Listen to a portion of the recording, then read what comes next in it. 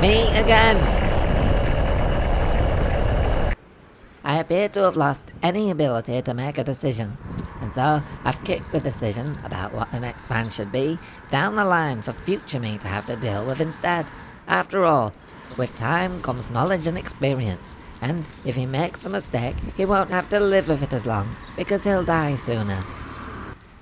To take the pressure off in the meantime, I've decided to buy a nice small second-hand car as a runabout to keep me going while I mull over what to do. Buying a second-hand car comes with many potentially expensive pitfalls. In order not to waste any time making any mistakes, in this video I will be painstakingly building my very own second-hand car, so I can practice buying it for myself, so that when I come to buying a pre-constructed second-hand car from a dealer, I'll be a great deal wiser. Let's go. Me again. Welcome back to the shed. Many people suggested I 3D print future builds, which sounded like it would save a huge amount of time. So I spent a huge amount of time 3D printing some pieces of wood and beer cans. So I had all the parts needed for my build. Thank you very much for your suggestions.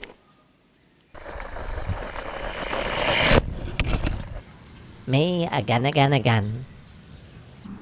After constructing the frame, it's time to test it fits snugly onto the subframe. This requires one of my favourite things, not Natalie Imbruglia, driving. It doesn't have a roof yet, but it comes with the benefit that, by having my head sticking out the top of the vehicle, if it were to roll over, it would be my face that takes the brunt of the impact, rather than the chassis. As we all know, replacing things takes time and money, whereas tissue damage and faces can grow back for free.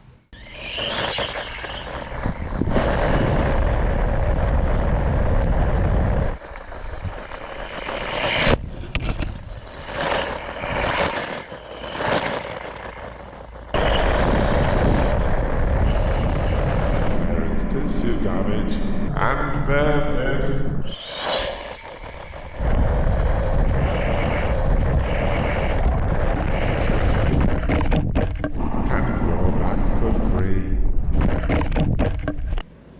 Well, as you can see, the inverted rigidity appears off the charts. So despite appearances, this test has been a success. Back to the shed.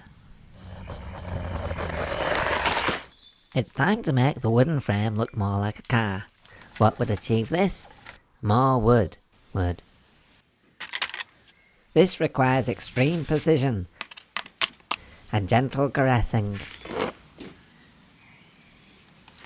as opposed to van caressing if I was building a van again. But very soon, the wooden frame is transformed into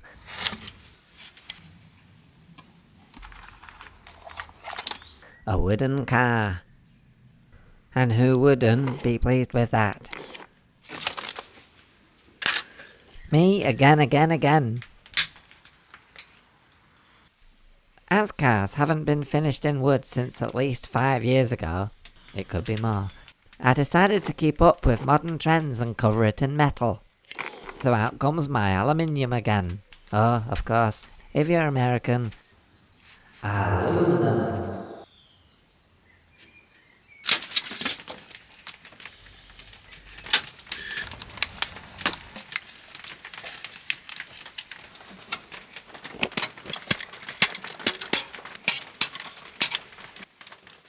And we're... oh, hold on, that's not in focus. And we're well on... oh wait, that's not in focus either. And we're well on our way to having a car that looks like a car. Just like vans, cars have doors, just a bit smaller. But they also have a boot, or, if you're American, a trunk. So I set about adding those too. Progress was frustratingly slow, and as I worked later and later into the night, I decided to cheer myself up by dropping a bag of minute bolts onto the floor, so I could enjoy calmly picking all of them back up again, one by one. Ah, so soothing. This calmness continued well into the night, and then into the morning, where momentum was in full force. Good morning. I must have entered a car-building state of transcendence last night as, despite having no recollection or video evidence of doing it, when I awoke this morning, the car had a bonnet, hood, doors, Jim Morrison's band was now fully covered in aluminium, aluminum, and hinges. Not a day. And now, as the sun is out, what better time for the next phase of construction? After masking off all the windows with some special tape, I forget the name of it, it's time to get painting. As this is a whole new vehicle, it was exciting to think of all the different colours it could be, until I realised it would be another decision I would have to live with, and possibly regret. And so I immediately sprayed it white again. I like to do my spray painting under a tree during the flowering fenna phase. That way, it gets covered not only in sticky green things, but also insects. This will ensure a rough and uneven finish to your paint job.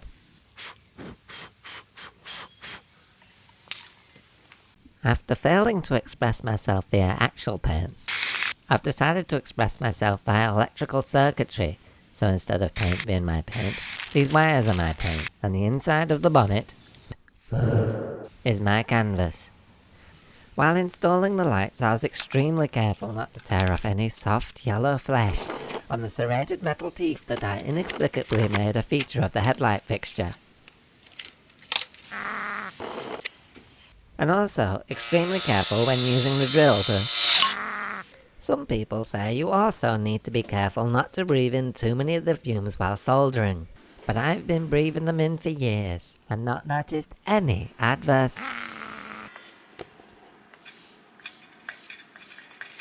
After a few more bits and bobs, it was time for a quick reenactment of the great, tiny, wooden triangle massacre.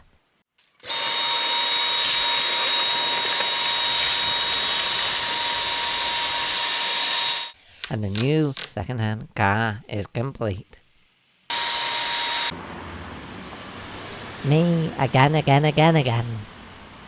Now it's time for the big moment. Actually buying the car you've just made for yourself, from yourself. The important thing to remember is that car salesmen are not human beings, so you shouldn't treat them like one. Select your target vehicle and open the bonnet or hood and stare at whatever it is that's under there for several seconds. The longer you stare, the more you know what you're doing, especially if you also kick all 4 tyres shortly after. Now that you know what you're doing, it's time for the test drive. Here, you're listening for any knocks, rubbing, or scrapes. So listen very, very carefully.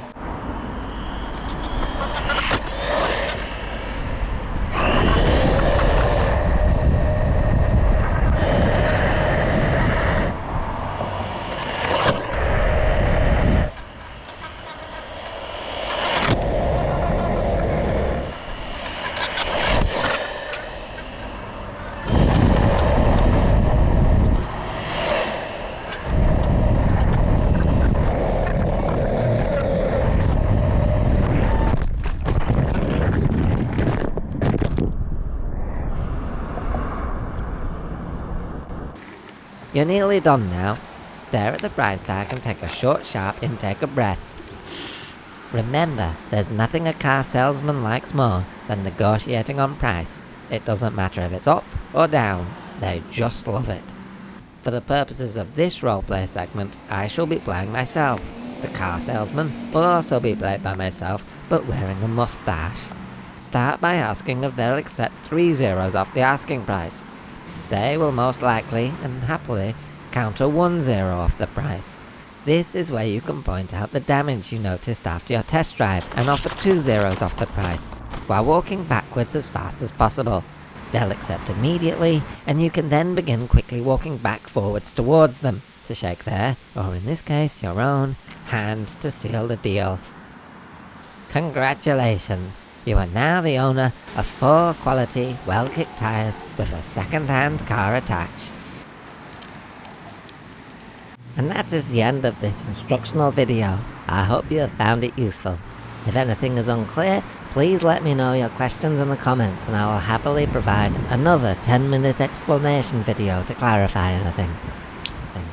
Some people may think this is just a rehash of my last build video. To those people I say, in the words of Roddy Piper, I have come here to have original ideas and drive fast.